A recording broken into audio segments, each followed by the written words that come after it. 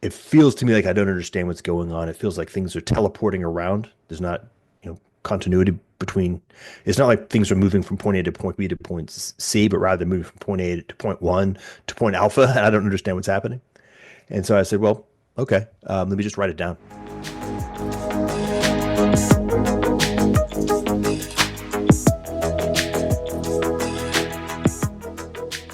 Hey Jordan, how's it going, man?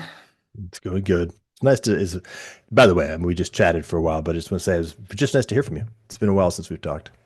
Yeah, it's really wonderful to reconnect. I know in our pre-recording session, kind of talked a little bit about what's brought us or what we've been up to through this trajectory of divergence. But it's always wonderful to reconcile and to get back into some of these deep topics. And that's kind of why I reached out online and on X and saw your post that you released this essay going through 5 helpful frames for trying to untangle and unpack some of what's going on in the world right now. And given everything seems to be increasingly uncertain and chaotic along many different dimensions, I think there's nothing more helpful than having a really deeply thought out and well-structured set of frames that you can switch between to help sort of test out the sense-making capacity as we try to like navigate the roiling seas of geopolitical and domestic and cultural complexity that we're Hmm.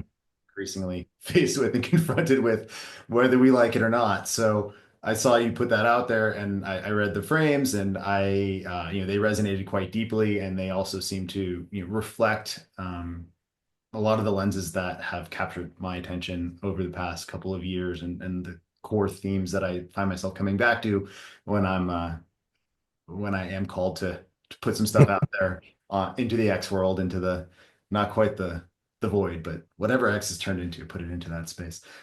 And that might come up in the conversation. But yeah, so I guess maybe before we go into specific frames, I'd just like to hear a little bit more about your headspace when you were when you were assembling these, what role these frames have played for you, and maybe just kind of do some context setting before we dive in. Yeah, well, sort of at a meta level, um, you talked about the notion of being able to the utility of having a methodology of using frames. So, and it's the basic idea is something like consilience, but we're operating at a level of conceptual um, or paradigmatic consilience. So the idea is to say, okay, let me take a look at a way of thinking about the world that orients both my attention and my evaluation of what's going on. And that will give me a bias, which is to say, it'll bring some things to the foreground, push other things to the background, help me connect some dots that aren't evident phenomenologically. But what I don't want to do is I don't want to limit myself to that particular set of biases because they're probably not close to complete. So what I can then do is I can say, okay, I'm going to go and do another one and another one and another one. And obviously you can't have an infinite set. You have to have some relatively small set, although it depends on the amount of fog of war, the complexity and the stake. If the stake's really high, the environment's very complex, you may have a very large set. I remember at a certain point in time I had hundreds. Now it's smaller, mostly because I'm not paying too much attention, to be perfectly honest. So that's the basic methodology. And it's useful to actually spend time on a frame to get a better sense of its explanatory power and to see where it maybe has blind spots or where it can be made more robust because it's not that different than just say I'm going to be, it's useful to take a telescope and to focus it so everything's clear. As simple as that. But it's not critical to try to drag to the ground, is this frame capital T true? That's useful to get clarity and to notice where it doesn't have major errors. But that's the point, is not to try to say this frame is the be all end all, but rather how useful is it to make sense of reality. Um, and then practically speaking, this is actually the reason I wrote this essay was entirely practical, which was I guess the Trump tariffs had stirred a bunch of people up. Um, More so, maybe a little bit of a gathering of the result of the election and then the Doge and various things that were going on in the kind of the relationship of the new administration. Then the tariffs, I think, just kind of landed probably because they cost people money and people pay attention when their wallets are emptier than they'd like them to be. But as a consequence, I had a number of people asking me, hey, what the hell's going on? Is the conventional narratives that I'm seeing out in the media seem very tepid, which they are. Um, it feels to me like I don't understand what's going on. It feels like things are teleporting around. There's not, continuity between. It's not like things are moving from point A to point B to point C, but rather moving from point A to point one to point alpha, and I don't understand what's happening. And so I said, well, okay, let me just write it down to see if there's any usefulness. I can't be any more helpful than just giving you a set of relatively robust frames that give some higher perspective on what's happening, and maybe that's helpful. And that's more or less it. Right? That's the hope and the intent. And I should mention, by the way, there's probably another. I mean, I've got one in my head right now, frame that I didn't write about. There probably another five or six that would be useful. Put in there. I just got tired of writing, so I stopped. Totally. And I mean, I even had one that I wanted to touch on here that was just a possible six that seems relevant to both of our trajectories. But yeah, it seems as if the I guess partly what we're talking about, there's kind of like a hyperpotentiation or like a super saturation of the landscape of where things can go right now, given the historical and social and technological and economic forces and frustrations and the boundaries. There's kind of a criticality there. Yeah. That potentiation seems like maybe like the tariffs are kind of a point of slippage, almost like a tectonic event. And Yes. a lot of the different strategies of the players, I think, instead of focusing on the object level event of the tariffs, which so much of the discourse seems to be focused on and obsessing over the details of who's paying the tariffs and whether people understand who's paying the tariffs and what that means about their, acute political preferences and their, worshiping of Donald Trump or whatever, right?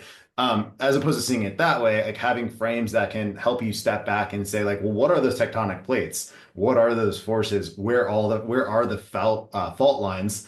What are the sort of volcanic zones that you might want to avoid? Or how can you step back and try to make sense of that? And the frames, touching also something that I think was a meme that I first encountered when you put it out there. It really crystallized something for me in terms of thinking in general, like the difference between thinking and simulated thinking. And I think as it pertains to frames and frame switching, one key trait of real thought to me seems to be the capacity for internalization within the self of the kind of dynamics that tend to occur between people in multi-perspectival communication, and being Yeah. able to bring that within oneself and sort of frame switch so that you can triangulate or enangulate the different aspects, as you were talking about, to foreground or background, make more or less salient certain features of sort of event space, because otherwise there's just too many things happening at once to synthesize them all at in a homogeneous or like in a singularity of thought, let's say. But you can triangulate toward that singularity by frame switching or perspective switching, and it seems like to me that's quite characteristic whenever I speak to someone who really feels like they're truly thinking and thinking deeply. That seems to be a characteristic trait of their thoughts. So, Yeah. Well, you notice there's a couple of elements there that are salutary. As you, in order to be able to engage in frame shifting in your own interior, one of the things that you can't do is be engaging in simulated thinking. These two are almost antithetical. And so it's a little bit like a good, solid sort of stretching practice. It keeps your mind well lubricated and capable of thinking. By the way, producing entirely novel frames bespoke is an orthogonal and also very useful, keeping the limberness and the richness in the micro to the macro and noticing how subtle notions and very difficult to fully grasp seeds can plant in the soil of a mind that is simply allowing itself to be a soil, and then notice as they begin to grow into a frame, not derivative or even exaptation, but actually de novo, or at least somewhat emergent. And then the second piece is that if you said all this, I just want to reflect it back, which is that same stance is also the proper stance for conversation. And so if your mind is a mind that's capable of engaging in frame shifting and the emergence of novel frames in your own interior relationality. It also is the same basic stance for a relationship between to get the maximum degree of generativity, perspective sharing, insight, etc.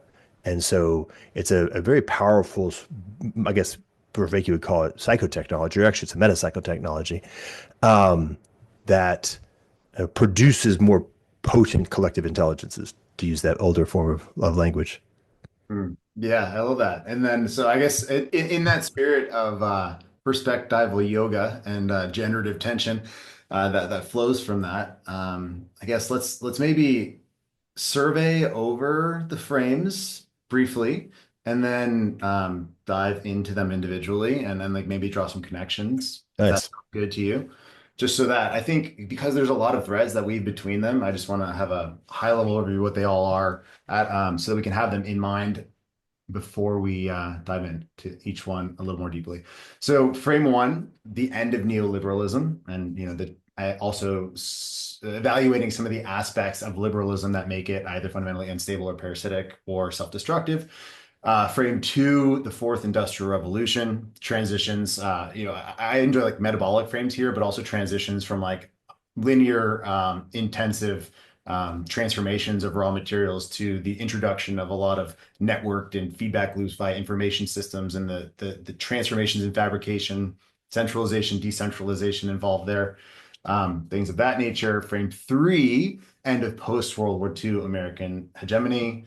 So obviously things like secular cycles of financial cycles, global financial orders, how debt structure is impacting these relationships between China and the United States, how the technological landscape that you allude to as well, the dynamics here have a lot to do with that fourth industrial revolution in terms of who's going to, between US, China, and other powers in a multipolar world, who's going to take most advantage of those force multipliers in terms of projecting power, et cetera, et cetera.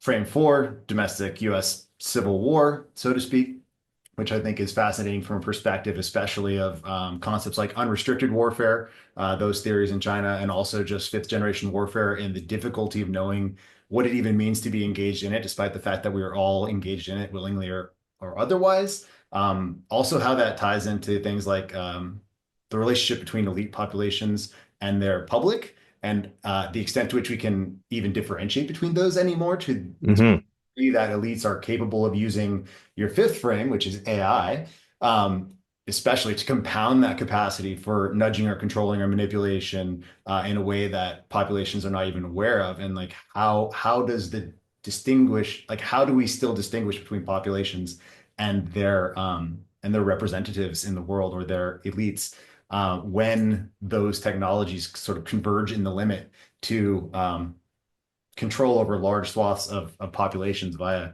technocratic or even mythopoetic mechanisms, right? Mm-hmm. Mm-hmm. So anyhow, those are five frames, and the six that I was going to throw in there is the return of the transcendent, the Wow, nice. the idea that there is a sense that the last 200 or so years of cultural Western trajectory has increasingly pushed out, basically, it increasingly tried to explicitly represent the material world in a way that is maximally controllable. And that's giving rise to a deep sense that we need to reopen ourselves to something beyond the knowable. And what that may be can differ from person to person. And like the different manifestations of that spirituality or connection to the transcendent are quite diverse, but it definitely seems to be the case that we are noticing the need for that as an orienting capacity or an orienting tool, individually, collectively, communally, and what that means for some of these other frames as well, because I feel like that ties in pretty deeply to those. So Yeah, that's great. I love also this sort of geometric symmetry. If I do a circle, that one's very adjacent to the first one, so it allows us we can kind of walk through the first to that one, and just keep in mind that there's a something going on that allows those things to be connected. I think quite usefully. So one of the things that I note, and I sort of I suppose I apologize that there's actually a lot going on in this essay. Now that I think about it, there's a lot. um, so you said something in the preamble that I think is extremely useful to bring foreground, and it's something like,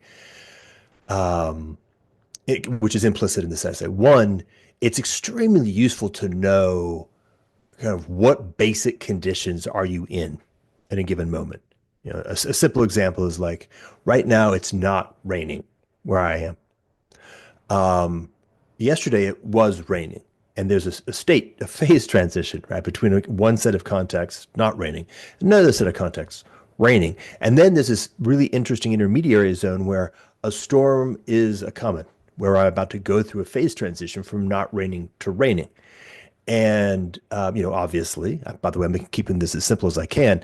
If it is raining, I might want to have a umbrella when I go outside, or be prepared to be wet. But you get the idea. And if it is in that phase transition, the wise can discern the phase transition, and they will bring an umbrella even though it is not obviously actually raining. Right? And so the point is that it appears that lots of things go through phase transitions, and history in particular does. And there's certain ways that we can talk about where we are in relationship to, are we in a moment that is, say, the period from 1870 to 1912, which is more or less a moment. There's a set of conditions that are relatively static and things are moving along, let's call it just sort of ordinary time. Are we suddenly in 1913, 1914, where a storm she is a coming and big change is occurring? And of course, if you're in the middle of 1914, 1915, particularly if you don't even know that, it's useful to be aware of that as well.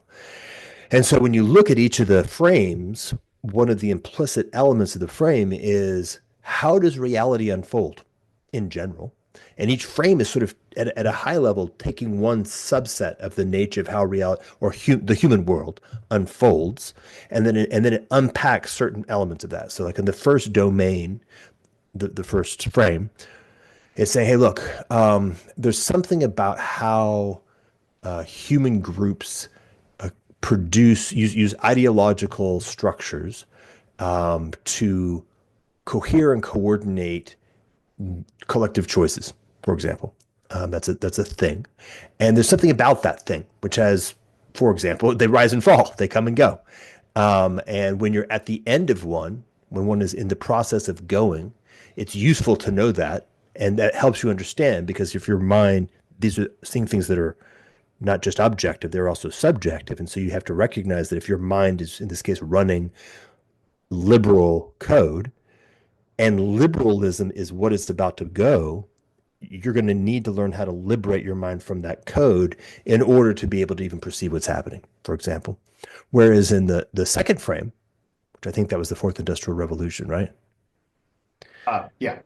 Yeah. So the second frame is to say, hey, it also appears to be the case that oftentimes in history, technology goes through S curves. It goes through moments of new possibilities emerging at the physical, technical level, and they break through, and they're very surprising because the possibilities are in fact literally new, which and technology, infrastructure, the physical has profound implications well beyond the narrow boundaries of what you might imagine. Right? So the introduction of the automobile gives rise to the suburbs, and the suburbs change the nature of politics. Okay, well it's not obvious that what they call it, the horseless carriage, right? When you're doing the simplest possible step, if that's a carriage that no longer has a horse, you're not going to see the suburbs in that future unless you're really thinking about it hard, right? So, okay, let's take a look at this through the lens of the socio-technical infrastructure. Oh, notice, by the way, it turns out that we appear to be at a transitionary point, which is a uniquely powerful kind. And we can even talk a little bit about what lies on the other side of the transition point. So each of the frames is actually grabbing a really big chunk of like high leverage dynamics in the course of human events, each one qualitatively distinct, but of course overlapping, noticing that there appears to be tectonic shifts. A phase transition is imminent across each of these thresholds, which is something that if it's happening, you want to foreground, right? So if I'm selecting all the various frames I might pay attention to, I'm going to want to foreground the ones that are the most momentous. So, okay, if it turns out that there's a phase transition occurring at the technical level of core infrastructure, that's going to shake shit up. We should probably be thinking about that. What are the implications of it? If there's a phase transition going on in how we fundamentally deploy power to coerce other human beings to do the stuff we want them to do, that's going to shake shit up. So let's take a look at that, right? So that's basically this was not intentional, but this is sort of the intuitive design that produced that particular set of frames, and how each frame is an iteration on that basic idea of, hey, fundamental piece of how human events unfold. Let's take a subset of it, slide it down. Oh, notice, is this one where phase transition seems imminent? Yes. Okay. What does that look like, and how does that imply things? Okay. So that was the big picture. Do you want to double click on one? Yeah, yeah. I mean, that's interesting. And it also, I think, it goes some distance to explaining the convergent evolution in our perspectives, even though I think we haven't really been communicating directly, but we've been traveling parallel courses. And I think, in our past conversations, it's quite obvious that we both, the concept of like logistic curves, S curves, or things like criticality. And that frame of reference is deeply interwoven in both of our sensitivities to the dynamics around us at different scales. And to the extent that we're looking for those, it's like, okay, well, the meta frame is then which frames are most relevant, and the frames that are most relevant at a given time, perhaps are those frames that are picking up on an inflection or a saturation point in something like a logistic curve. In any part of a system or at any scale of a system. And so like those frames or these frames, one of the reasons these might have resonated with me or I felt that I was on a similar wavelength is because perhaps we've tuned ourselves similarly to be sensitive to things that genuinely are hitting these inflection points, either sort of like falling apart due to saturation and overextension, in the case of something like a neoliberal frame or a liberal frame, or inflection points that are just coming online, such as these technological transformations and the potential they unlock for like really ramping up, and then how that ramp impacts geopolitics, and so I think it makes sense that I definitely hear what you're saying in terms of the capacity of these frames to really select from the set of all possible ways of looking at the world, the most or highest leverage, right? Maybe it's almost, you could even relate it to Buckminster Fuller's ideal of like trim tabs, right? It's like Yeah. Yeah. identify the places where trim tabs, like how do you identify the areas or the regions of possibility space where the trim tabs would even exist, when you're not dealing with a physical technology or a physical engineering task, but you're dealing with the broader dynamics, emergent dynamics of the world itself. I think this kind of frames and like looking for points of criticality, looking for like these kind of S curves, looking for something that came to mind when you were talking about this as well was the concept of explosive percolation. Are you Mhm. familiar? Yeah. So Yeah. like moldy bread, I always love to use that example, right? It's the reason that like, you don't just throw the little bit of bread where there's obvious mold away, because for quite some time there's been a mycelial network or a network of essentially like a rhizome moving through that bread before any fruiting body comes out. And so it's like many things are like this, where there's slow development in a diffuse manner. And then when those diffuse aspects of development connect up with one another, you get an explosive, easily observable manifestation. Maybe that's the tariffs, right? I think Yeah. that was when that came into my mind when we were talking about this manifestation of tariffs as a kind of Yeah. fixation point. Um, This is a very nice metaphor, by the way. I think this is salient, like it lands. I think that is accurate. That you can say, okay, there's been a lot of stuff going on for quite a while, and we could spend time looking at the details, and all of them were necessary, and all of them are co-causally related to certain kinds of dynamics. And then the tariffs pop up, and they have this effect of being the consequence of a long, slow process. That if you didn't know that so long, slow process was going on, you'd be confused by them, maybe even alarmingly confused. But then because they're so salient, you can't ignore them. yeah, and the agents involved in actually people have the most causal influence, even though they don't have any incentives to publicly talk about which of these slow-moving, dynamics are most influencing their frames and their decision making. It's almost, you can take it for granted that like these frames or frames analogous to these are most pertinent to their decision making. Yep. And so like that's the invisible game behind the game going on, where the actors involved are applying their own frames, and tariffs are a part of that. It's a strategic move within this broader game, but focusing too much on this one moment in time and the consequences over a week or a month or even a year, it's kind of missing the overall vectoring of the actors involved, it seems like. Yeah, So yeah. frames are super useful from that perspective because it forces you to simulate the mental state, so to speak, the simulationary state of the people who are making these decisions or who have the most influence over these decisions, as opposed to just focusing on the consequences of the decisions themselves. Um, cool. Okay, so meta conversation bracketed. I think we've gone we've provided a lot of useful context there. Liberalism and neoliberalism. I'm actually, this is something I've been talking about as well. It's controversial. When you speak with liberals about this, especially, I get pushback because I think when people hear post-liberalism, they tend to think things like the neologism of woke right, or they think things like hyper reactionary perspectives, trying to essentially destroy democracy, to throw a wrench in mechanisms of capitalism. Images of sort of like Marxist specters start coming to mind. All of these very radical things start coming to mind. But from my perspective, it's much more of a, like, just at a very high level, there's an evolutionary need, because liberalism has its own logic to some extent, just like anything else has its own logic. Most people don't like it. It's funny, like when I have conversations in person with someone, I'm like, you realize that the philosophy that gave rise to these structures existed before the theory of evolution was generated, known, or spread. For example, just like one thing, right? It's like we were like, if you read Locke or you read Hobbes or you read Smith, or these people were brilliant, but anyone who is creating, like, you can only have the information you have at the time you're working. And as time moves on, it is invariably true that you will have missed something. And the crazy thing about like Enlightenment liberalism is that it did open up a space that enabled us to generate the exploratory patterns that brought back a lot of useful information about the world, the way reality works, the dynamics of humans, the dynamics of human individuals and groups. But some of that started bending back upon liberalism, philosophically, in ways that liberals don't seem to want to admit, or admit Mm. any possible externalities or negative downsides or self-terminating patterns within, right? And so I guess that's kind of what I've been trying to get at. And I think you're similar.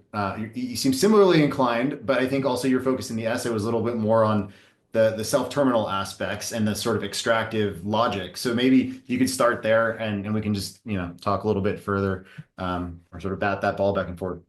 Yeah. So, obviously a beginning point would be to say, how far out from a historical lens do I have to get before I can perceive the events in front of me as a historical object, as opposed to something that I am so fully immersed in that I can't actually see it.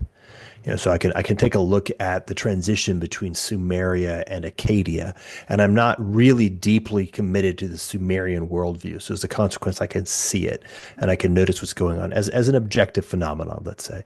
Obviously not radically. I'm not going to get into any postmodernism on that, but you get the idea. Whereas we are in the liberal moment, still very deep, like above our heads, actually meaningfully above our heads, and so the ability to see it as an object that has its own characteristics, its own dynamics, as you say, its own logic, requires a certain level of non-trivial remove. You have to step back. Okay, let's look at it as an object, and that's I important, by feel the like way. the psychological advice that you'll get sometimes to try to look at your own problems through the eyes of someone who'd be giving you advice to be able to. Yeah, yeah, perfect, exactly, exactly, right. You are everybody you see is has an interior life like you, and you notice that you can see things about them that they don't see about themselves. That might be true of you as well.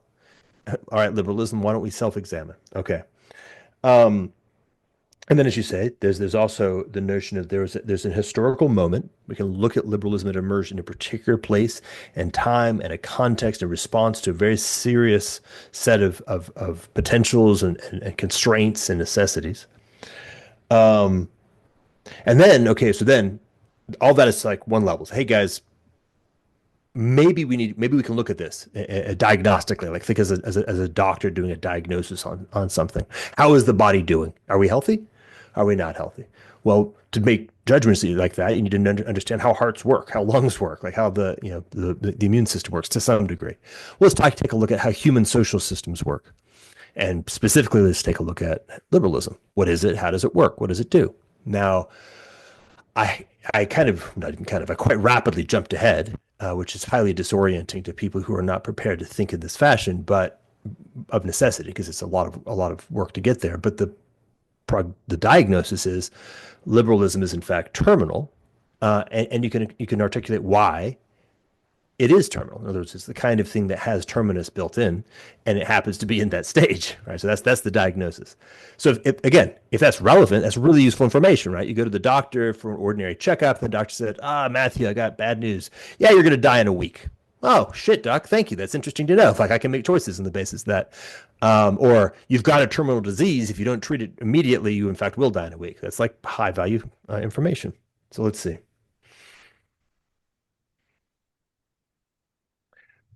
Okay, so I'm gonna do one more piece and then I'll get to the actual hard stuff. The next piece is exactly what you're pointing out, which is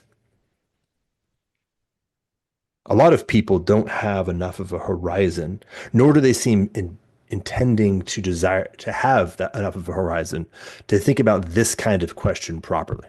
So as you say, oh, you're talking about the end of liberalism, immediate reaction, oh, you're a neo-reactionary, right? Or I can't think of what that would look like other than the set of effects that I see out there that scare me. So I'm going to do two things. One, I'm going to project that as being what you're talking about, and two, I'm going to use the fear of that to cause me to actually go into simulated thinking and not think very hard about this problem. Um, and the basic response is that's kind of a midwit attractor zone. You're just kind of stuck there. And it's not a healthy place to be because you're not actually perceiving reality. You're endeavoring to be delusional. You're in fact engaging in a delusional state. So I don't have any particular interest, to be perfectly honest, in the category known as post-liberalism, only because it largely is subject to the same limited field of thought that I'm critiquing liberalism for. It's sort of how do you say, a point one move. It's a small micro move away from something. It has no real relationship with what a real new stage, like a phase transition stage looks like, which maybe point six will get us there. By the way, you can't get to the end of point one in a meaningful way until we actually get to point six. All right, so here's the diagnosis. The diagnosis is actually well summarized in Humpty Dumpty, in the notion of there is such a thing in the world as well integrated continuous wholes, and there is such a thing as in the world as constrained aggregates.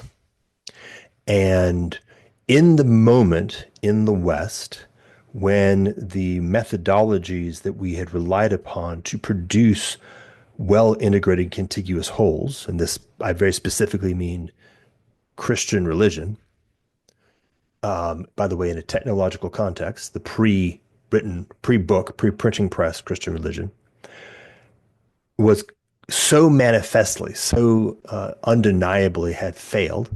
Things had broken and were continuing to break down in a deeply bloody, multi-generational conflict. A need and a desire emerged self-consciously. Right? The guys who were writing the things that became the tracks of liberalism were very clearly communicating exactly what problem they were trying to solve, which is how do we get ourselves out of this mess? The thing that is the actual solution, called religion, is exactly the problem. We can't solve that problem. The only way we're solving it right now is just killing each other. And unfortunately for us, things seem to be in a sort of a self-extinguishing equilibrium. What do we do? And so this produced an exploration for a form of aggregate, a way of holding specifically individuals, holding individuals together in a way that was able to transcend the conflict around religion in that period of time. So that's sort of the conditions. And liberalism is a very complex machine that produces that kind of a result. It includes a number of neologisms, concepts that are, on the one hand, relatively novel, in time, but on the other hand, incoherent if you really work on them hard, like the concept of the individual. And it uses them as a base structure, right, to assemble its organizing modality, and it basically relies on a very small number of powerful trades. One powerful trade is if you get a group of individuals who can operate it with a relatively high diversity of distinction in identity, in worldview, in competence, in understanding, which is very, very different than a coherent, well-integrated whole. Right? We can turn our challenge into an advantage. If I can get them into a space where they don't fight and they begin to trade with each other, both conceptually and materially, this fact, this context produces a significant unlock in novel production of what we could characterize as a kind of wealth, specifically material wealth and novel innovative ideas. This is a sort of thing that we can see all over the place. The math is actually very straightforward, right? It's very simple. If I've got a very large gradient of potential on either side of a connection, and I'm able to make the connection so the potential begins to flow, I produce a very large amount of work. It's the same basic idea. So by virtue of doing that, liberalism was able to achieve a form of continuous incentive landscape towards a state of relative peace and relative coordination. And it's very straightforward. Hey, if you play this game by this set of rules, what will happen is twofold. First, you will locally see an increase in your material wealth that your neighbors won't have. You might be interested in that. Second, you will also participate in an asymmetric increase in your understanding of the material conditions of reality, which will unlock for you both increases in wealth and increases in material power, which if you have that, you're going to be able to defeat the neighbors who don't participate, which we saw with the West. Right? As the West liberalism hits, the West explodes. The West notices that suddenly the Ottoman Empire is no longer an asymmetric bugaboo that's about to eat our lunch. Turns out to be an increasingly irrelevant adjacency, et cetera, et cetera. So, of course, the point then is that the logic, the game theory, is play this game. If you're playing the game, you get rich and you get powerful. If you don't play the game, you end up being a loser. Interestingly enough, the rules of the game are your loss is a loss that always gives you an opportunity to get back on in some fashion. This is how the liberalism game works, right? We're not going to turn you into an abject slave. We're just going to turn you into a participant in liberalism at the edge. And then if you want to play the game more aggressively, you can work your way into the center. I mean, I'm speaking to the virtues of the structure. I mean, the structure obviously has a lot of virtues. That you use margin and center as opposed to top and bottom or top of the pyramid or bottom of society, et cetera, et cetera. That's I mean, more fundamental pattern, right? And meritocracy is an intrinsic. It's a perceivable because now what happens is I have latent differential. Because I have a high degree of diversity, I can't really know exactly what I'm dealing with. So I have a lot of latent differentials. So I both have a necessity and a utility in discerning or discovering how these potentials can actually be deployed for more generativity. And that's not the kind of thing that you see in a structure like a pharaonic vertical. Like in a pharaonic vertical, latent potentiality is more dangerous than it is useful. If it doesn't fit into the system cleanly, cleave it. Even though the of those are like a coherent concrescence in that centrality can give rise to verticality through sort of emergent structure and hierarchy, right? That kind of ordering then like births that other dimension of verticality. Yes. And in fact, if we want to, and it's useful, like if one wants to just sort of dive into this particular domain, you can look at how liberalism is in fact version 9 of a series of updated ways of solving certain problems that unlock certain capabilities, right? So it's not de novo. It's a stage in an arc that is exploring different possibilities and different constraints in how human beings coordinate and operate with each other. Now, the core problem with it is that it's ultimately not founded on a well-integrated whole.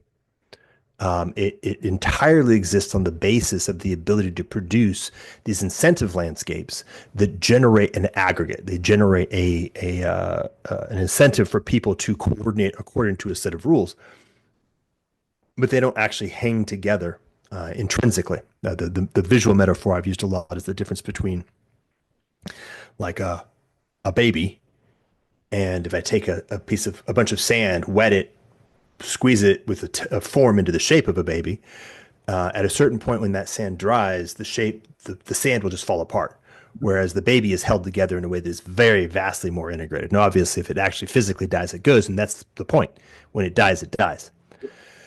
And so when you zoom in, what you begin to realize is that things like individuals are a movement from a more fundamental ontology of person. I'm using these words specifically. Um, Things like society are derivative of a more fundamental ontology, community.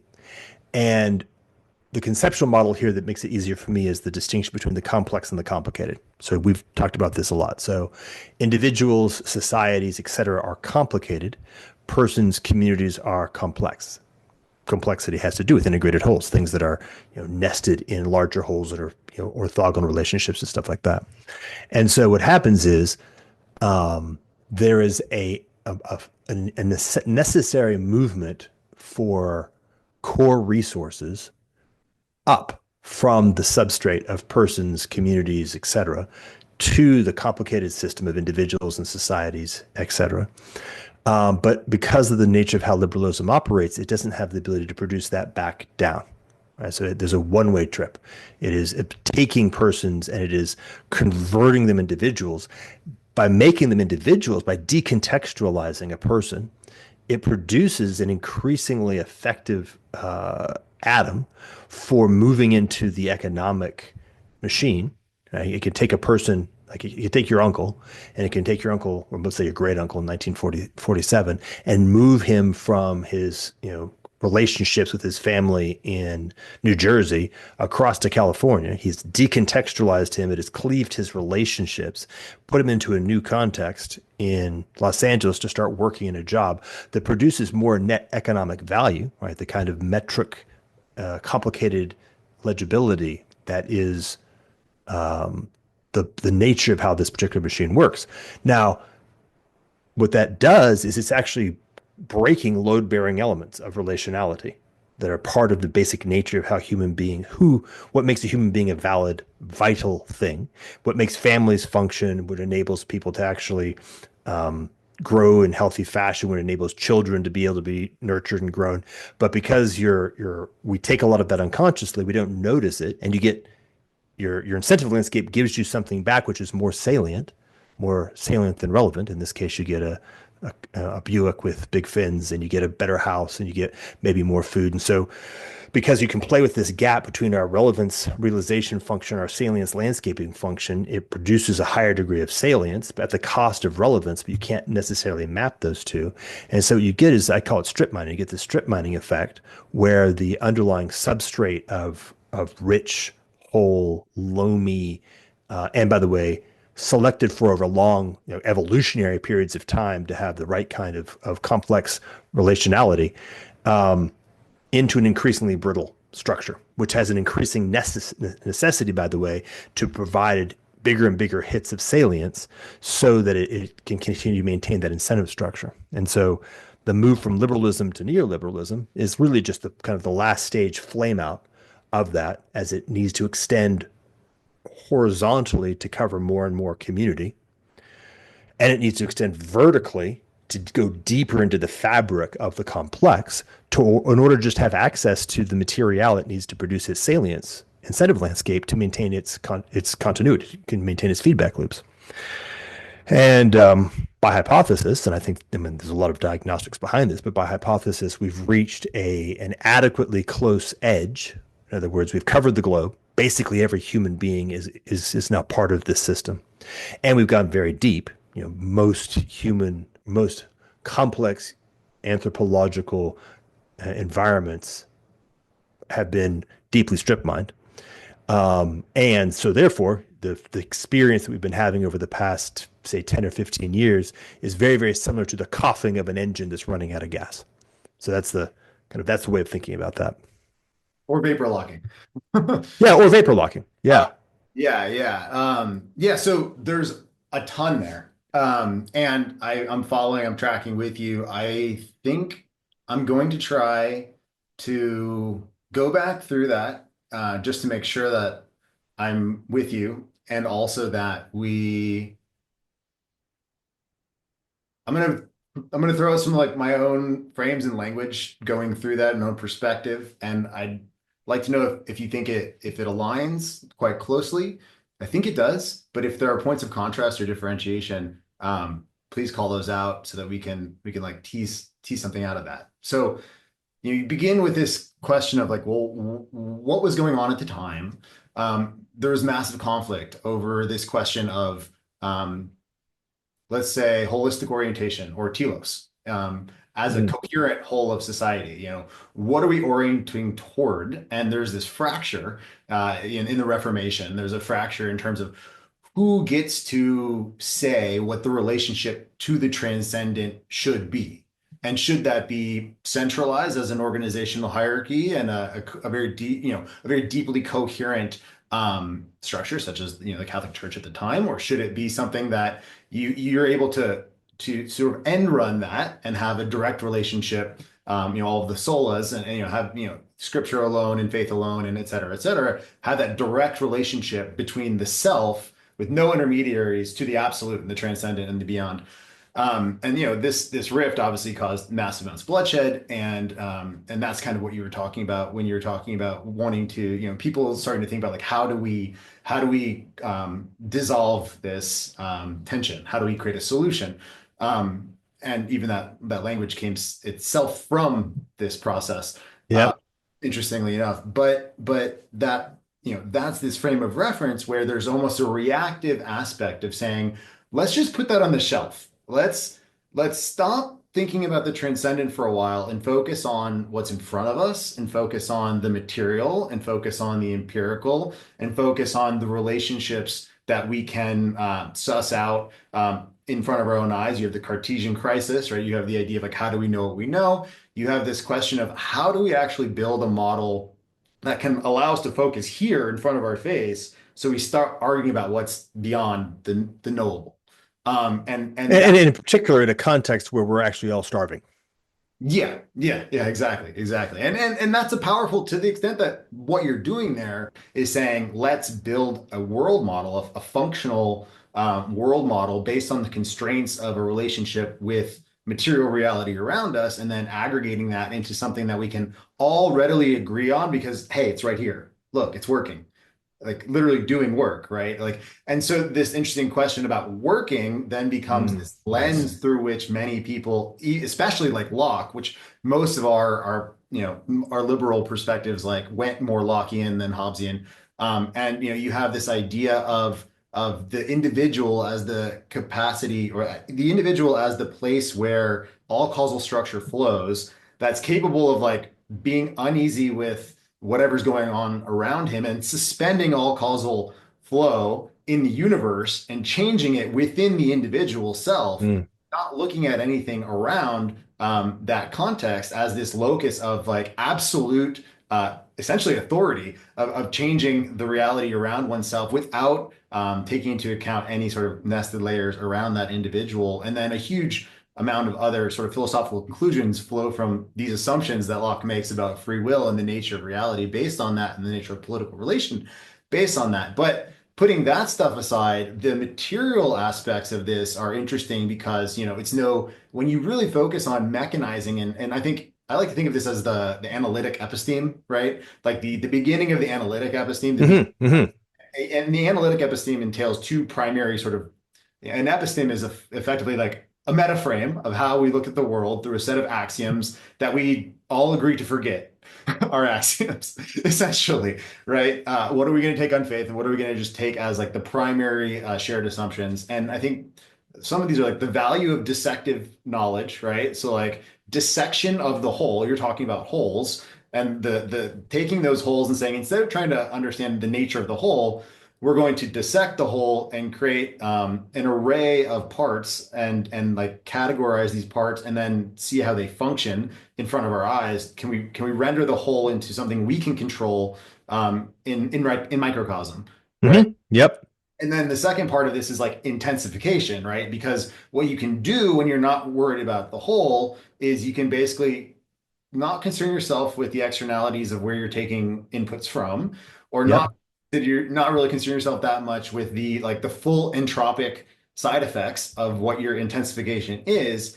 And you can focus on like the intensive process itself and what you can do with its local byproducts. And so what you're doing, it's a fundamentally it's a fundamental, it's an epistemic shift that fundamentally shifts time preference across a society. Because really what you're doing when you're talking about that structural collapse into an intensive catalytic point, so to speak, is collapsing the entire temporal arc that is necessary for that external closure to realize in the world, or to Yeah.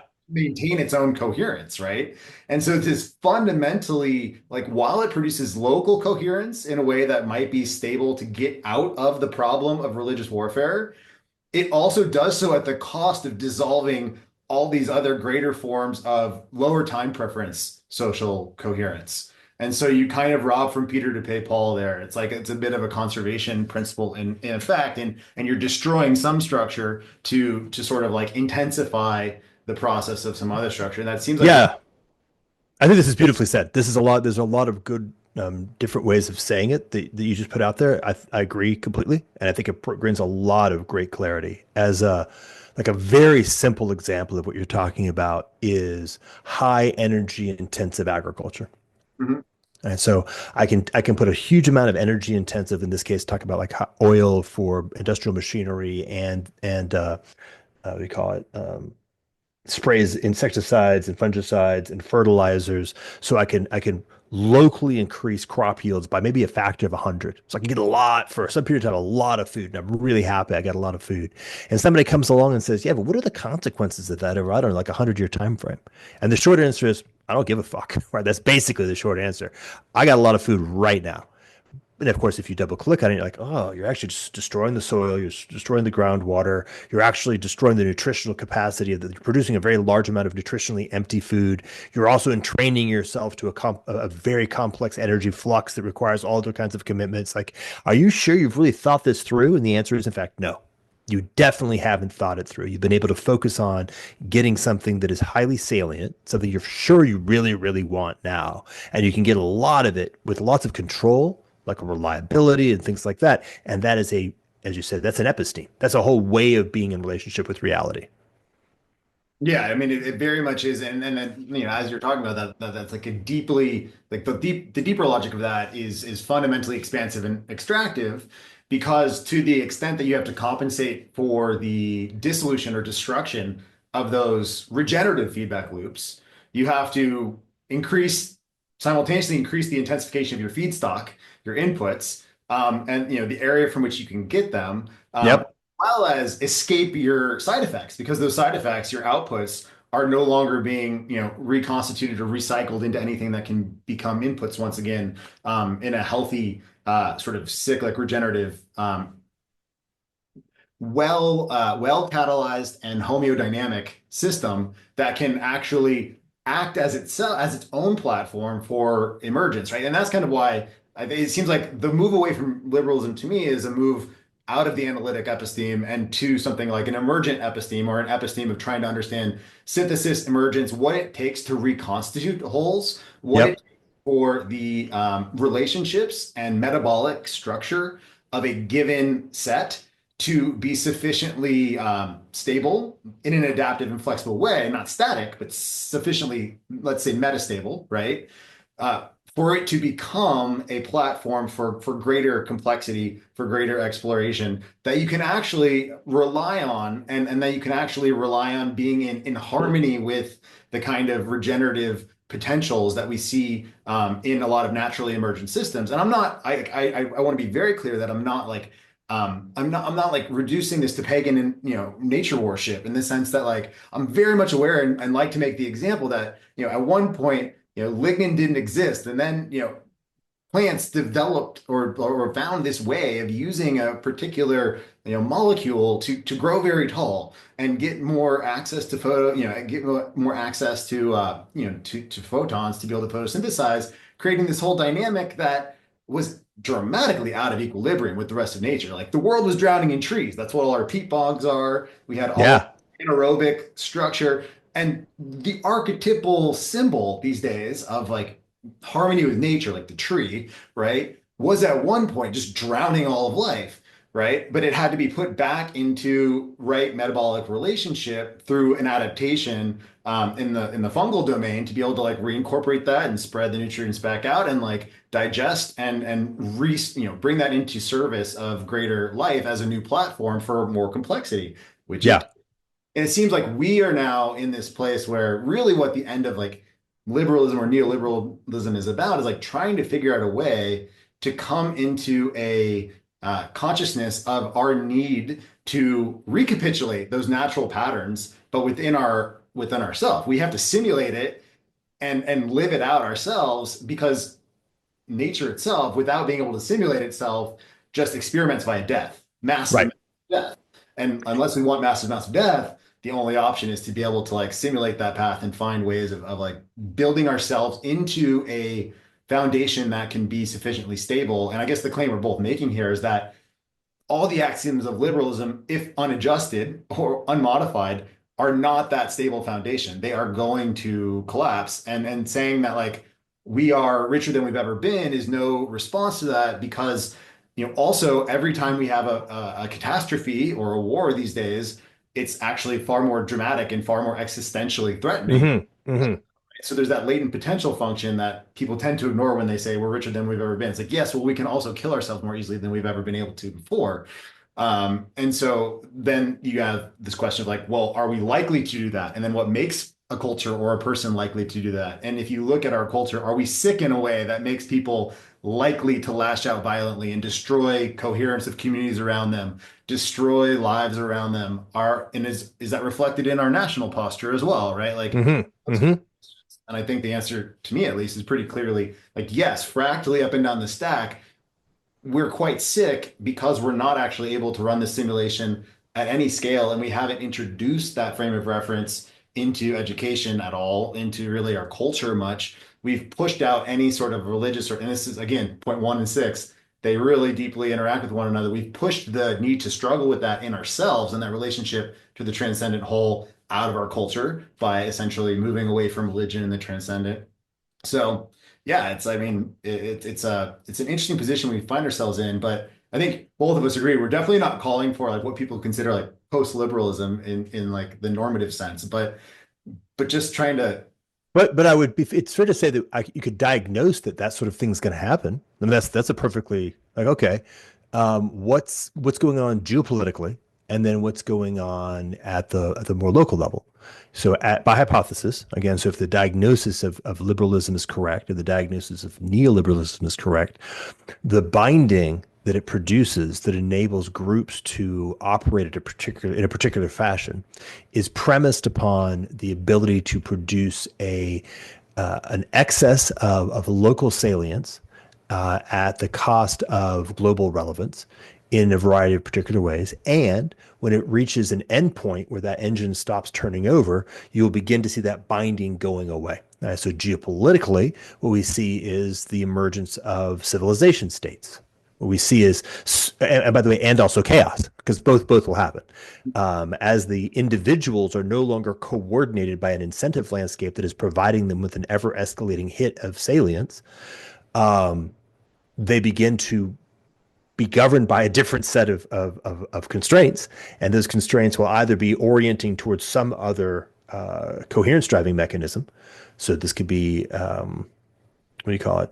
Relatively tribal. This could be relatively authoritarian. This could be relatively, you fill in the blank. There's lots of variants of attractors of that sort, which will look like local chaos, like these local groups. Sorry? It could be a distributed ledger. It could, well, maybe we'll get to that on point 7. um, but the thing is that the deep structures, the things that have been around for a long time and actually have like a lineage, and that lineage shows up in a diversity of contexts that are difficult to strip mine to nothing, to nothingness. Say, for example, China. Right? There's a 100 years of communism and neo-capitalism in China was not enough to denude 2,000 years of Taoism and Confucianism and lineage and the language, like those deeper structures. And so you kind of we carved out enough of the structures to tap out the ability of neoliberalism to extract. And what that's done, though, is the deeper structures are like, okay, we're just going to we'll reestablish ourselves. So what you should expect to see is deeper structures popping through the candy coating of global neoliberalism, Transcendent. and and well, okay, yeah, you should that as well. You should see a reorientation towards the most valuable, the things that are most valuable in the sense of the transcendent. In other words, that which is actually relevant. So people beginning to look around and go, oh man, it turns out a lifestyle of maximum stimulation across all the different ways that the body can be stimulated isn't working. What is actually worthwhile? And then will become a journey towards trying to find out what that is, and then endeavoring to find a way to live in accordance with that, right? So recoherence around values. Now, of course, this is going to happen in a series of steps, right? So one step is going to be America first. That's not that complicated a first step. It's like, hey, wait a minute, the order of loves, like the reconceptualization of the order of loves is an actual ontology. It's an ontological reality that can't actually be avoided over any meaningful period of time, and therefore, well, I need to take care of my family at a minimum. Like I got to take care of my family. Okay, who else? Psychological parallel again, right? It's like one of the simplest and most common recommendations when someone is dealing with massive amounts of uncertainty induced anxiety, struggling with their life, feeling like they're drowning in all of the complexity. Well, reduce your time scale of consideration, reduce the complexity over which you're like, think about yourself and your family for the next minute or Yeah, the next hour, whatever scale you take can. it day by day.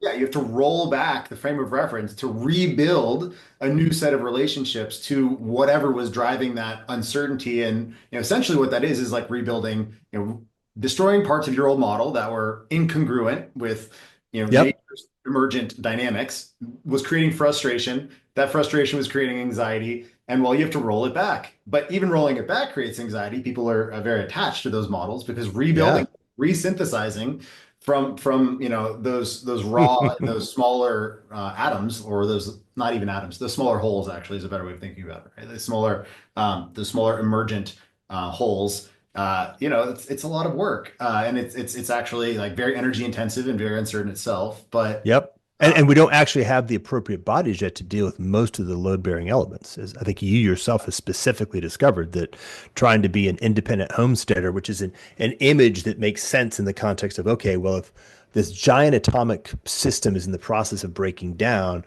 I need to take care of my family. Well, okay, I need food. All right, well, how do I do food? I know, I'll grow it. Well, it turns out that's actually really not only A, hard, but B, it's actually not real because you're trying it without oil. Well, yeah, if you're plugged into oil, you might as well be plugged into the whole thing. yeah. So, what does it look like to begin to imagine? By the way, this moves us to the fourth industrial revolution frame pretty elegantly. What does Well, it like finding look those like? pivots in my own life has been fascinating, right? And I don't take any of the dependency chains for granted. But one of the reasons I came out here is like, where are my limits in terms of what can I do in terms of a single person taking responsibility for, a family, a land, learning all the techniques that I need to manage the ecology here, and then expanding that and deepening it.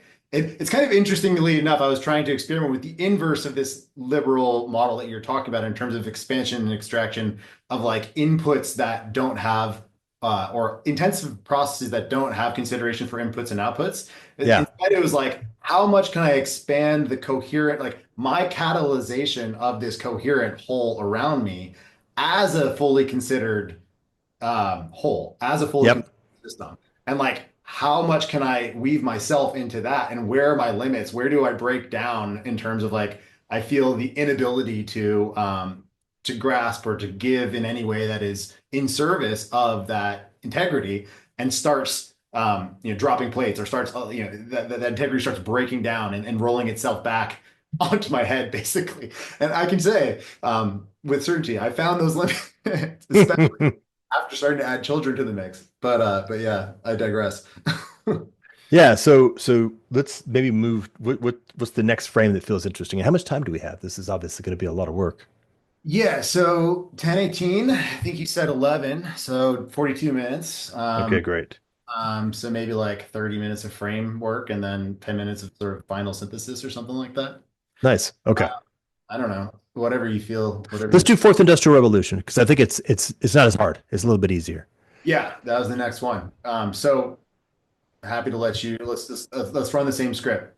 You give an overview and we'll dig in. Great. So this one is I would say almost self-explanatory because we've gone through three industrial revolutions, guys, and we got kind of get the pattern. So there's some sort of central set of core innovations that produce a large field of potential that then we begin to explore that large field of potential. So, for example, we tap into oil. We tap into this giant reservoir of energy that has the ability to unlock not just raw BTUs, but also provides access to a huge amount of chemical potential. Okay.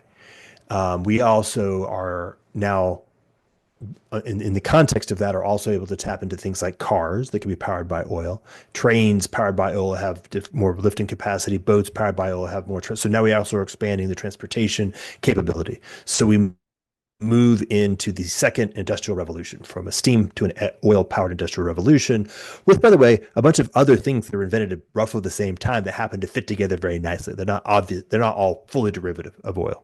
Steel, for example. Mhm. We notice that the basic characteristics of this moment of industrialization looks like mass production. So the concentration of the production of a very large amount of roughly similar objects, and then the ability to use transportation to distribute them. There's just a natural selection function that the capabilities and the limitations of this particular technical moment begins to produce these kinds of solutions, and the ones that are the most effective deployments of the technical capabilities flourish. The ones that don't get out competed, and you get Detroit. And Detroit, boom, becomes the center of the mass production of automobiles with these secondary and tertiary ancillary economic elements like tire manufacturers and widget manufacturers, et cetera. And bam, we're in the 1950s US post-war environment. So, and as I said earlier, we notice that very little. Oh, go ahead. I was just gonna say that set, like the fact that we focus on like individual objects as the archetype of it is it shifts our attention away from the reality, like the dynamic that I think you're focusing on as well, where you see the autocatalytic set of technologies that arises, or essentially what I mean by that, for those who aren't familiar with autocatalytic sets, is like mutually reinforcing technologies that each serve one another's intensification, right, and coherence. And so when you get that, you have an attraction to more of that by anyone who wants to participate in the wealth generated by that Mhm. set. So you get this hyper centralization and almost this gravity that starts pulling not, resources, people, brain power to this set of problems. And so you go from mechanization in the first industrial revolution to a sort of like hyper centralization of that mechanized technology into its own world. Yeah. It's like I saw this fascinating image the other day of, I think it was in Stockholm or something, one of the telephone towers that they had in, I think, the 19th century, early 19th century, or mid 19th century. And it was like just this, it was almost based on a castle, and it just had thousands of wires from the central point of organization just stretching everywhere across the city. And it was just fascinating because it was this, it was anachronistic in terms of like, but it was also perfectly symmetric because the castle was the archetype of this central projection of power, and Yeah. it was being mashed up with the manifestation of, this follows the one you're talking about. This is like the third, probably, and more of communications revolution. But it was just this mashing up of hyper centralized distribution and control that was a side effect of this whole process of intensification of these mechanized processes, and the way in which analytic certainty allows for centralized control and manipulation, or necessitates it, right? And then anyhow, we can pause Yeah. there, and the fourth revolution actually changes a lot of those dynamics, and you're At probably. a deep level, right? So we could obviously go on for hours talking about how industrial revolutions operate, what are the various kinds of forces that play, historical analysis of them. But I'd say at the big picture, in terms of this frame, there's roughly maybe two or three major points.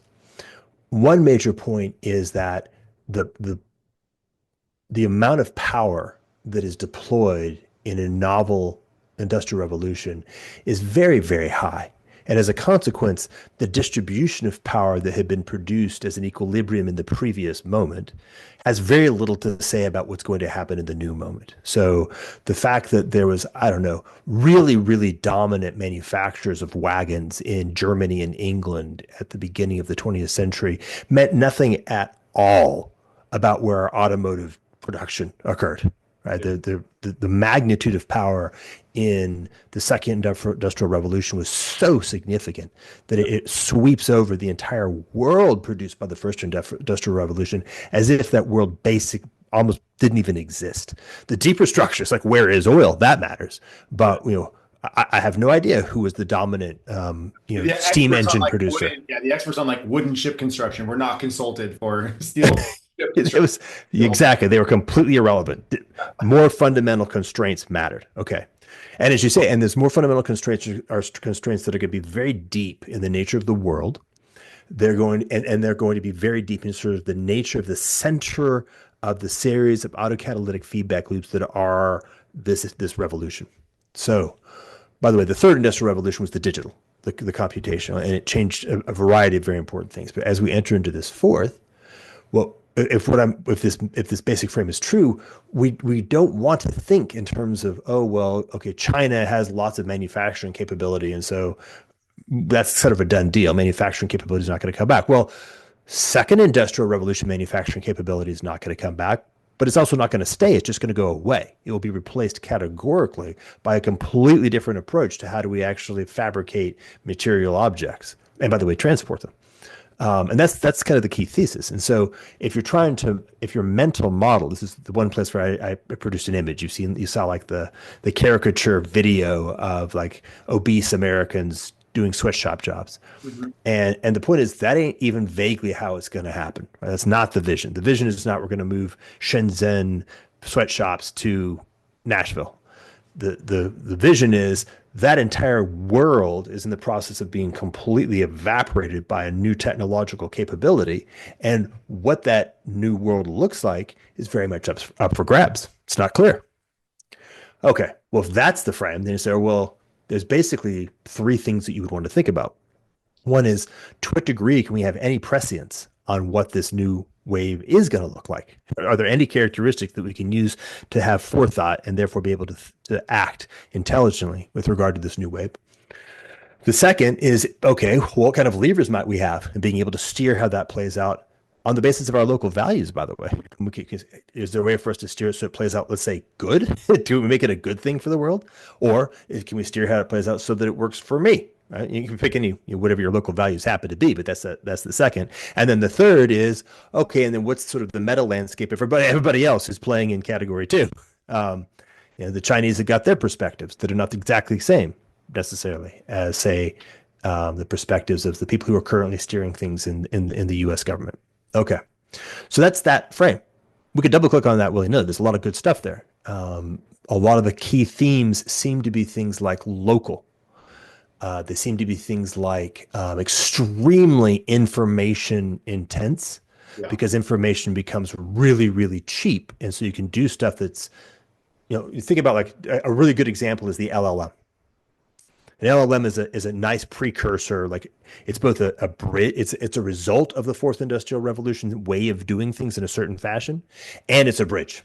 And what I mean is, it just basically requires an excruciatingly large amount of information and information processing, like a level of information processing that if you roll the clock back 10 years would have bankrupted the entire world, utterly. But because information has become cheap enough, you can do this new thing that requires an absurd amount of information that produces a novel capability that is extremely high leverage. Just iterate that basic idea. So around biology, for example, what does it look like to be able to tap into biology? And what's interesting about it is that because the digital wave, the third wave, distributed information in a fashion which is roughly indifferent. My computer and your computer do not have access to a differential amount of information. It's roughly identical everywhere. That the ability to deploy that very powerful information is now constrained by a different set of characteristics. So the one of the hypotheses that's come out of people who have looked at this closely, and oddly enough, I actually was privy to one of the first papers on it 20 years ago, is that things like decentralization and localization and context, the return of context, mass production is driven by, sorry, mass production is driven by constraints that are extremely decontextualized. I mean, the old Henry Ford, you can have whatever color you want as long as it's black. We're now moving into a place of radical recontextualization for lots of reasons, right? So I'm not sure we want to go into that, but the point, you get the basic point. The point's pretty straightforward. Yeah. I mean, I think we definitely, I would love to, I would love to go into this a bit because I mean, it also, maybe we can blend in the rise of AI in frame five and sort of like, because Sure. Yeah. they're intimately woven together. And also, there's a couple, something related to frame one that I'd like to throw in here just briefly as well. But like at a high level, the abstraction that I kind of think is like you have this triadic relationship to some extent, starting in fourth industrial revolution territory, before we move into AI territory with Mike part of this conversation. There's this triadic relationship in production when you're trying to manifest the creation of something in the world, between energy, matter, and information. Yes. Nice. And like to some extent, there's obviously much interaction between there. There's also potentially some transformation between those categories, a lot of dependencies between those categories, but fundamentally, like previously we were leaning, information, once you had a certain amount of information encoded in a equation, for example, you were able to do a lot. You gave you a lot of leverage early on with matter and energy. And so you had this like really matter and energy intensive aspect where a little bit of analytic information could give you dramatic leverage in terms of the relationships between matter and energy. And that's the characteristic of these early parts of our in the broad analytic episteme frame, our exponential increase in the capacity to transform matter and energy around us in a kind of in a very locally coherent manner, as we were talking about before, but that was increasingly stripping away the coherence of our broader context. And so it was interesting because that also gave rise to this turn where we then started, like, it gave rise to sets of knowledge that then started enabling, as you said, communication in ways that never before existed. Light speed communication, bringing together, breaking down many, or interpenetrating through many cultural strata and scales and barriers that previously were just taken for granted, dramatically shrinking or like bringing us all into much closer proximity in terms of the relationship between abstractions, right? Because now abstractions could all be essentially in the same room together. Yep. Like that's the way, one way of seeing the internet is like really stitching together all of semiotic space, reifying the noosphere, however you want to look at that. But then we move into this period where what is the consequence of that? Well, now you start having to ask these questions that are parallel to the questions of the end game of liberalism or neoliberalism, which is like, well, if you get down to the bottom of a dissective paradigm, you're left with the need to resynthesize and reconstitute. And that's, or recontextualize, as you were talking about. But interestingly enough, like that LLM question, and this is where this LLM question comes in for me, it's like I almost see LLMs, because I see them fundamentally as like compressions, like holographic compressions, and we could get into that another time or whatever. I think it's a fascinating topic to talk about what those are, what their nature is. But I think that they're the archetypal representation of the inorganic, the dissective, the intensive. They're a compression, right? They're the archetypal hypothesis of the liberal or the analytic episteme's assertion of like, this can exist as a foundation for the next world.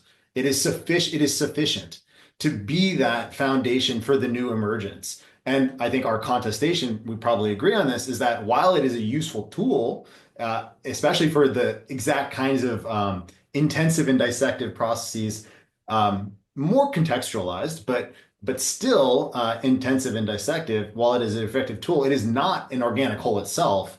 And it is still subject to being used depending on who's using it, to amplify dramatically whatever sort of axioms are already running or already encoded in the minds of those who are putting that to use. Because fundamentally, as this dramatic amplifier and this compression of all of the world's knowledge and patterns,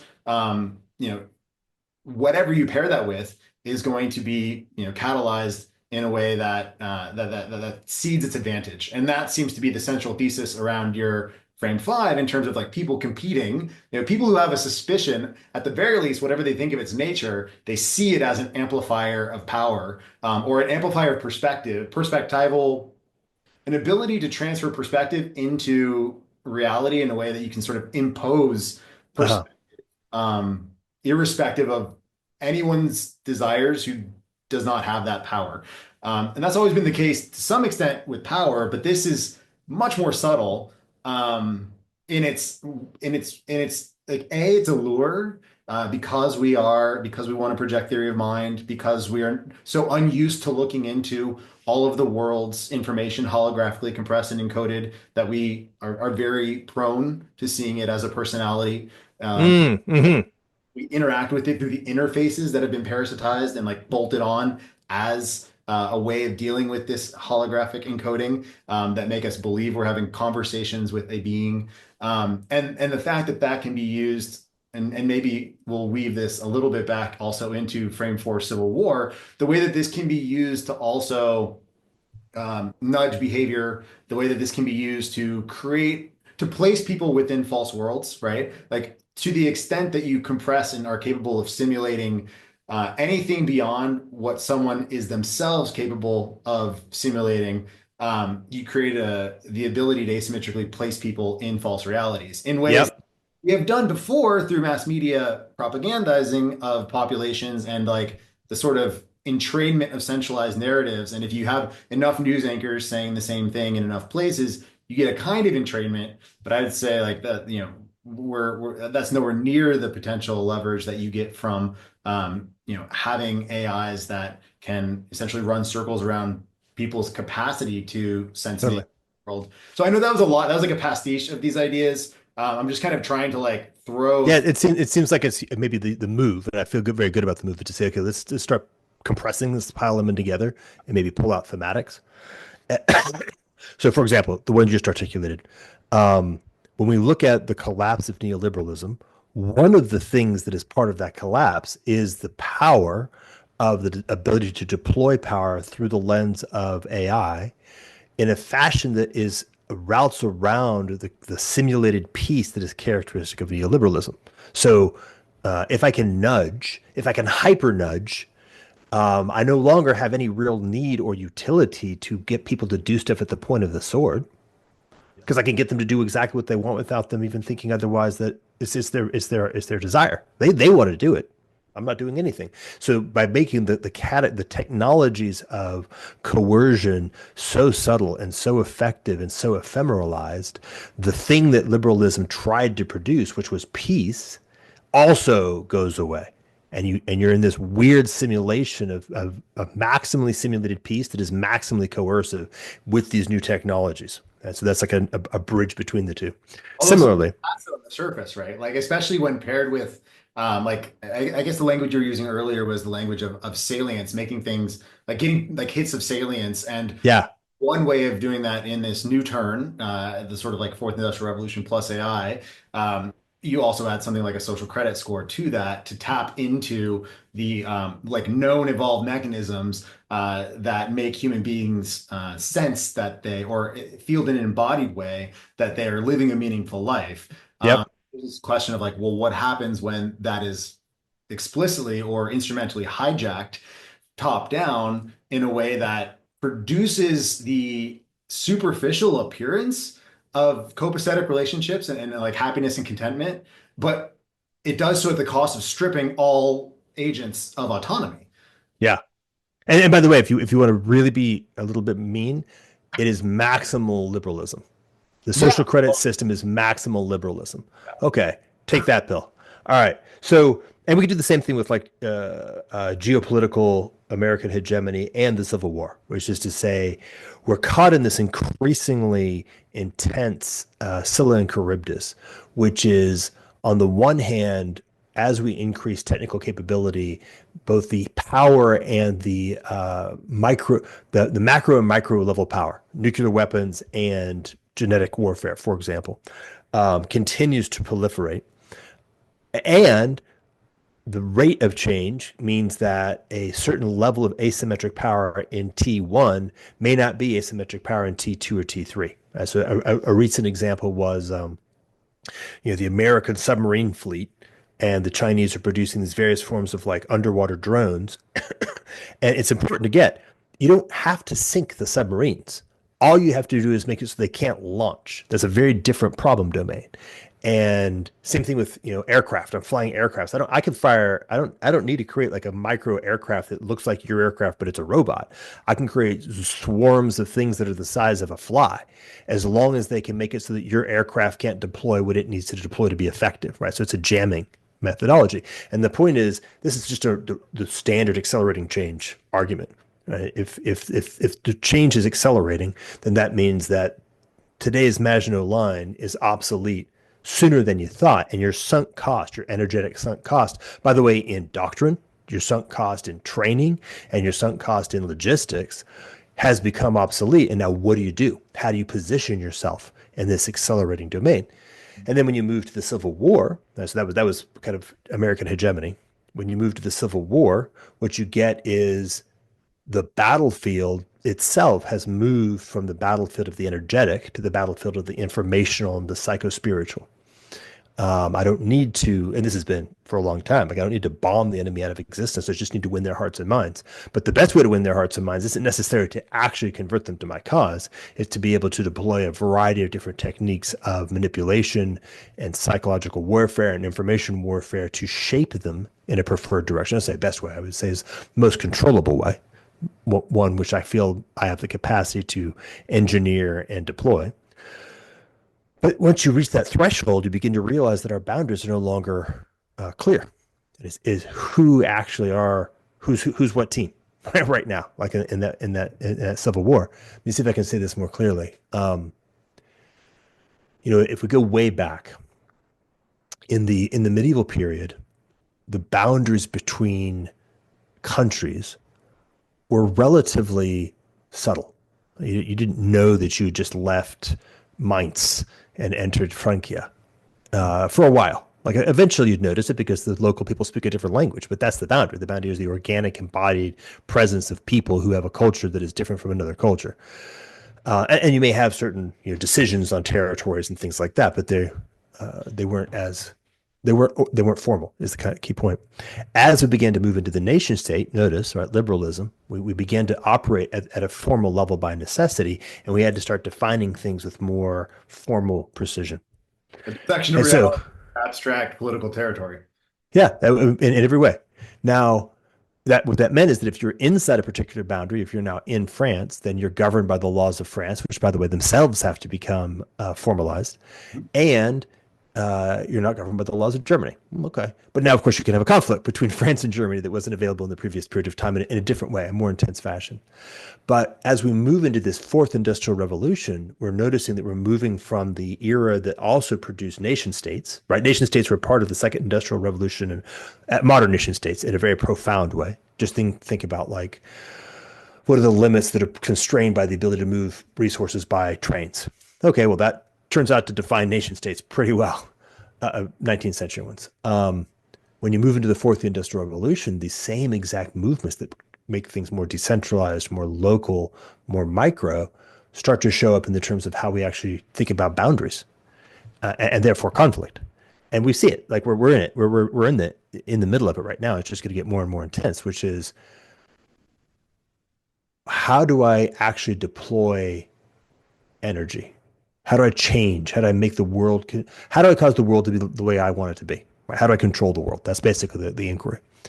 And the answer is this incredibly rich. I don't mean this in a positive way. What I mean is like complex, subtle, and increasingly powerful ways to actually get inside the human OODA loop. And how do you fight that? That's a different kind of fight.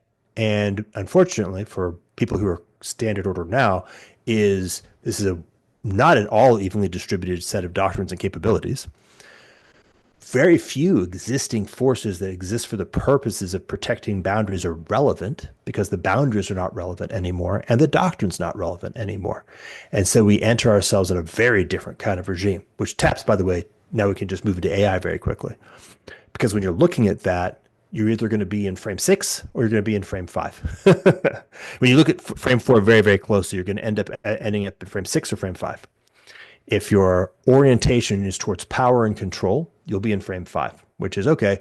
Well, whoever is able to build the most intelligent, and by intelligence, I mean both in terms of amount of information and amount of information processing and ability to deploy that information processing in powerful ways, system, which is to say some kind of breakaway AI, wins that war. I can parse your information warfare in a way that renders me defensible, and I can inject information warfare in you in a way that makes you ultimately subject to my worldview or my way of understanding reality. Um, and I can innovate energetic weapons and whatever. Like I win the race of technological acceleration. So I can render your entire sunk cost and energy obsolete by inventing a whole new category, and I can defend against it because I'm just that much smarter than you. And so everything collapses on an arms race on who can get to a decisive strategic advantage in intelligence on intelligence in a fashion that is decisive, meaning you can retroactively slow everybody else down so nobody can ever catch up to you and you're done. So that's sort of the fifth frame. And by the way, the point is that the fifth frame is not like me thinking about it. The fifth frame is a survey of people who are in that space and what is increasingly a dominant way of thinking about reality. Well, the driver is also the goal, right? Because it's like the frame, like the end goal, the sort of like ultimate attractor of the liberal or the analytic episteme is essentially closed representation in pursuit of controllability. And it's like that drives the exact kind of competitive patterns. But also, if you ask if someone did win, what are they winning in service of? Well, are they seeking a fully controllable society with no autonomy and no emergent novelty that creates uncertainty for their relationship of power to their subjects at that point? Are they even subjects? Livestock, right? Is Yeah. that probably a better term? Is there even a need for a human livestock at that point? You get into this whole, but fundamentally it emerges from this, if you so it's like this dyad or this dichotomy between closed control and open navigation in some ways. And I think it's like closed control goes to 5, open navigation goes to 6, right? Yep. And it's like if you acknowledge that you're in an open and emergent system that has a ineradicable transcendent aspect to it, that's fundamentally always beyond our ability to enclose in sort of finite symbols reality itself.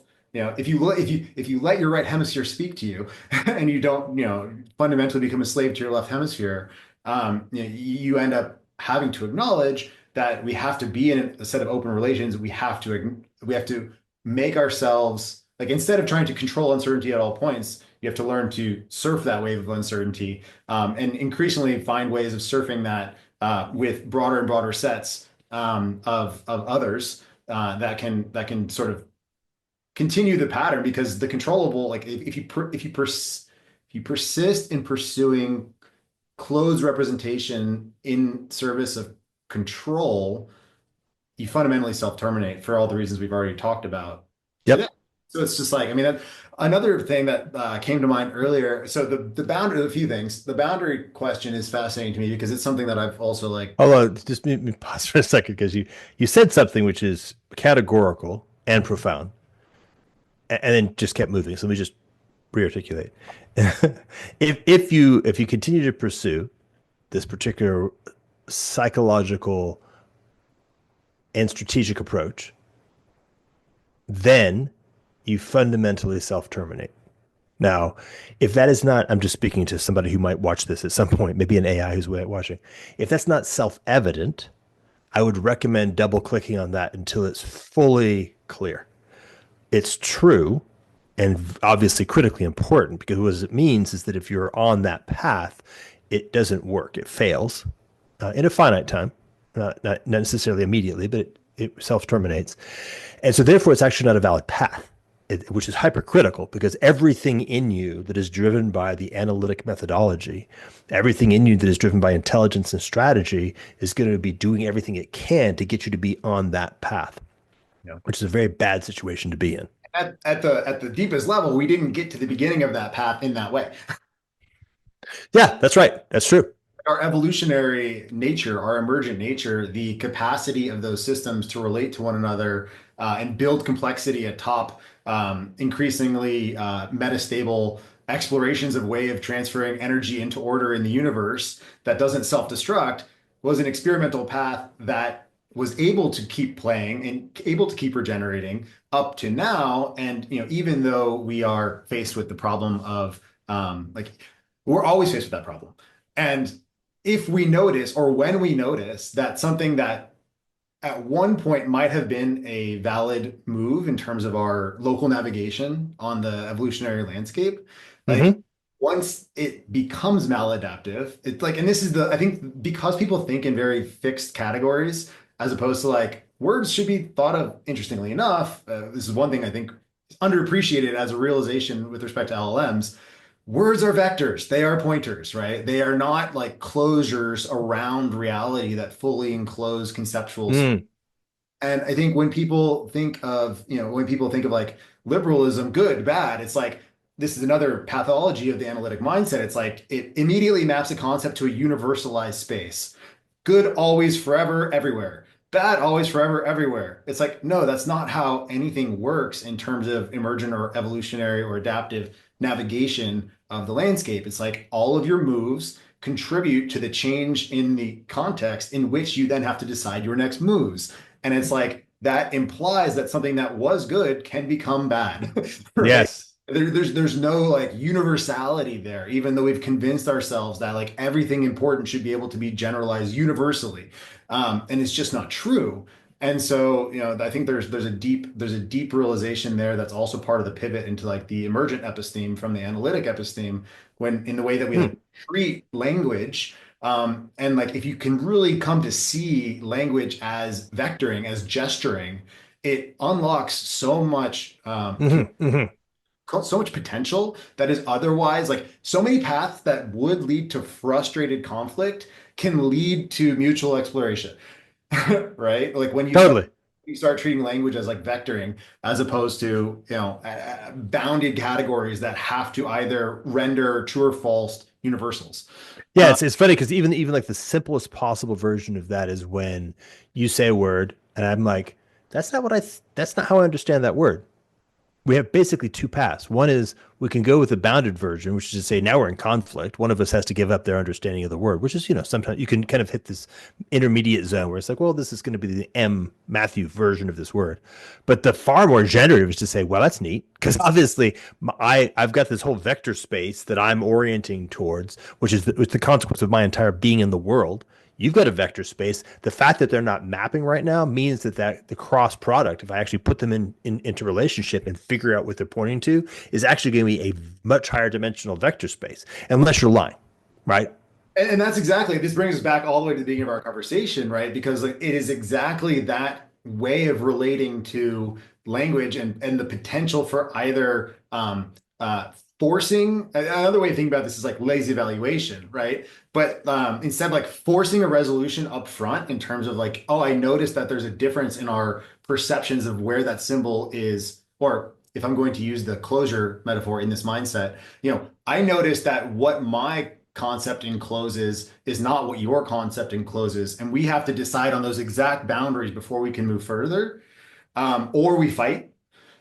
You can use that frame of reference. But if you say like, oh, I noticed that your vector diverges slightly or seems to be pointing slightly differently than mine, what you can say is like, okay, this immediately renders this question of, well, maybe we try to look at the world from where those vectors are pointing, take a few steps down the road. And then what you're doing is, perspectival internalization or, using frames, right? And you're Yeah.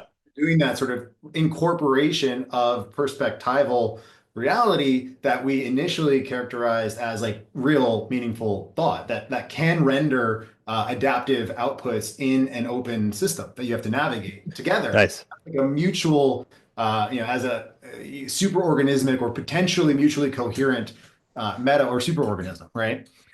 Yeah, yeah. For those with ears to hear, by the way, this is the stubbing out of the design specification for the thing that comes after and replaces the concept of freedom of speech.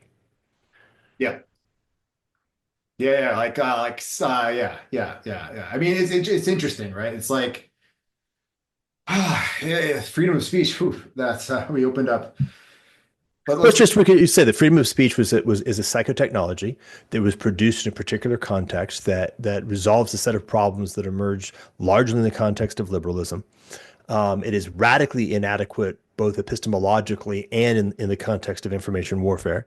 And so what we notice is that but that doesn't mean that we go to censorship, right? Which doesn't mean we sort of denature. The answer is no, there's actually something which is richer, deeper, more powerful, and vastly more high dimensional. And it looks like this kind of thing, this more like coherent, multi perspectival pluralism, where we notice that there's an infinite space of signification, of significance, of meaningfulness, and that by virtue of a series of protocols, like one protocol is I have to be operating in good faith. The other protocol is that I have to be endeavoring to communicate clearly at a very high. This is a series of protocols that enable then you and I to encounter each other in a fashion where the vector space of our way of communication unlocks a much higher dimensional space, which, by the way, neither one of us is going to walk away with because when we stop communicating, we'll collapse down to the smaller space that we can hold, but we'll open up a whole new perspective for a period of time that allows us to have a whole bunch of new insights. And as we walk away, those insights are now landed in us differentially.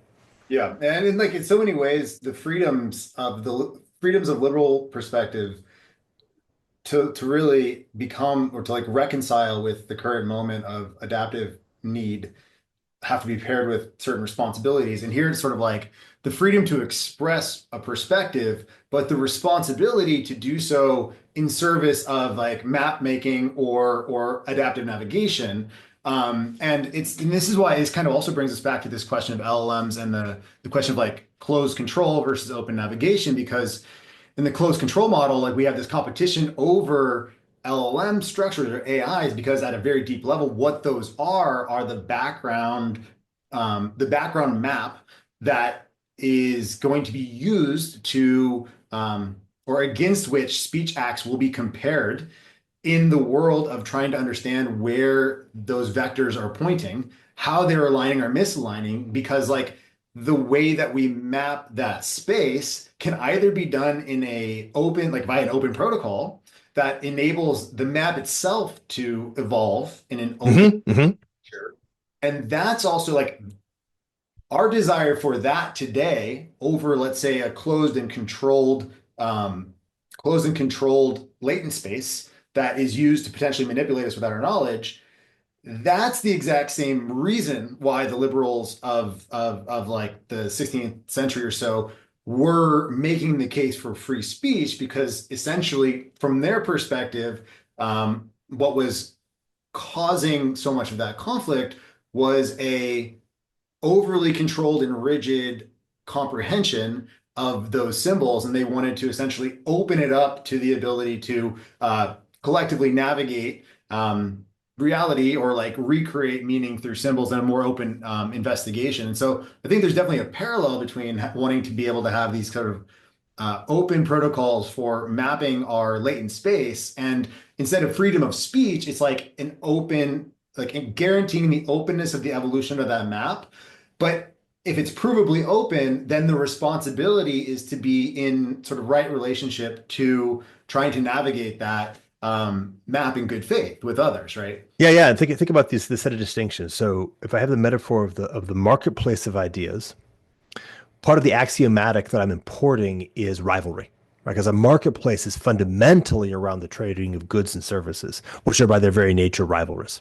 Mhm. And so the metaphor that I'm operating under in the marketplace of ideas is that while we are engaging in trade of ideas, at the end of the day, we're governed by the logic of rivalry, meaning there will be an idea that is the shared definition of a particular word, for example. We'll fight about it for a while. We'll have debates. We'll have sort of various conflicts around it. But we're going to say democracy means X because that's the object that we have to deal with is, okay, this is now the shared definition of this object in, which, by the way, may be portable. I need to lift it up from one place and move it to another place and have a whole bunch of shared reference. When we move into this new space and think about this in terms of just like Wikipedia versus how LLMs operate, Right? Wikipedia has to have a fixed definition for every single piece of information. It is a marketplace of ideas, bounded, closed construct of how information operates. And there's a lot of conflict. There's a fight over who gets to decide what those look like. LLMs don't do that, right? LLMs actually have an embedded space that has all of the flexibility and nuance of all the different vectors in their subtlety as part of its basic structure. So as LLMs just continue to participate in this conversation, they are doing something which is completely different epistemologically than something like Wikipedia is doing. And the difference is between a marketplace of ideas and what's the right metaphor for the other side? Something like Well, lineage. I think it's like the marketplace sort of again it focuses that or it forces that premature evaluation, whereas in the LLM you have a lineage of like you have epistemic lineage because as the LLM if they nice. work continuously day to day, if they're going to compress information into the backdrop of that latent space, the structure, the topology of that latent space, you get something almost like a genetic diffusion over generations as well, right? But it takes a while for like your ideas. They're not going to be resolved to true or false in the present. But over time, as people evolve and use language, if your memetics grow, they'll be more represented more widely in the compression. But if they are not used, they could, in theory, eventually be compressed out of the minimal representation or just like encoded in ways that are completely indirect and not easily retrievable Yeah. space, right?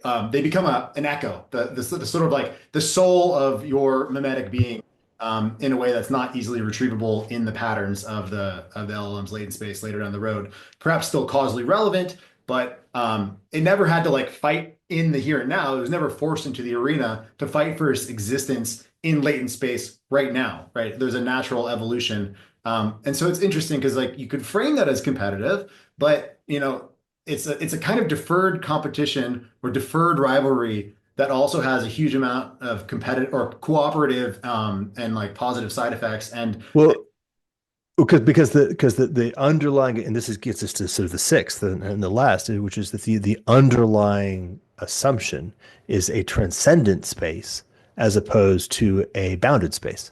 And so it just keeps growing, right? So when you and I encounter, it's not like we're rivalry competing for a finite territory of understanding. What's actually happening, if we do our job well, we've actually increased the total amount of understanding in let's say the universe, but certainly in our respective minds. yeah, I've actually grown. And since it's now transcendent, which is to say that it's always growing, it's always escaping a particular boundary and producing more possibility, then that's a completely different way of thinking about it. It especially if can, that's a relation like autocatalytic relation in service of creating new foundations that are metastable in the way we talked about earlier. Like the fact that we increasingly developed cortical layers to essentially accommodate the increasing complex representations or encodings of reality in us as a model is yeah, is analogous to the fact that like a wise or good use of energy and transformation of matter into technological artifacts would be to do something like create open models that can increase their resolution and storage capacity so that we don't have to compress out of existence as much of those mimetic lineages, and we can keep in higher resolution the echoes of our past philology, so to speak, nice. in Yeah. space. That seems like a worthy and moral cause from a sort of synthetic or emergent perspective. Yeah, this would be a mapping just to kind of like shift entirely to a different to the natural language of six. This would be a different way of saying that all souls are preserved in the mind of God. Yes, those are meta vectors pointing the same direction, quite aligned. Yeah, yeah, for Yeah. sure. Exactly. And like that is the kind of thing where, interestingly enough, that's the antithesis, even though it's like used in a similar like way of leaping to a new meta frame of reference, it's the antithesis of machine God. It is. Yes. People use that tongue in cheek, but it scares the living shit out of me. Um, I don't think people really know what they're playing with when they invoke the idea of a mechanical God. Um, Yeah, they're I mean, it's just pure hubris.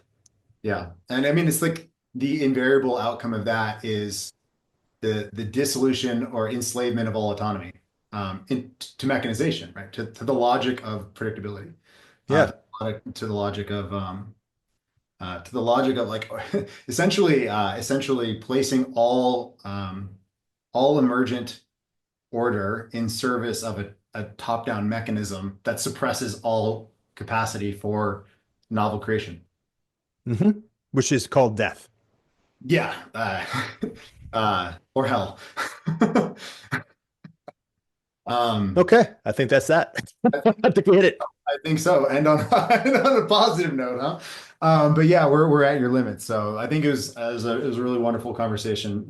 Really appreciate you taking the time to dig into these frames and very meaningful to me. And hopefully it was to you as well, and will be to others as we share this.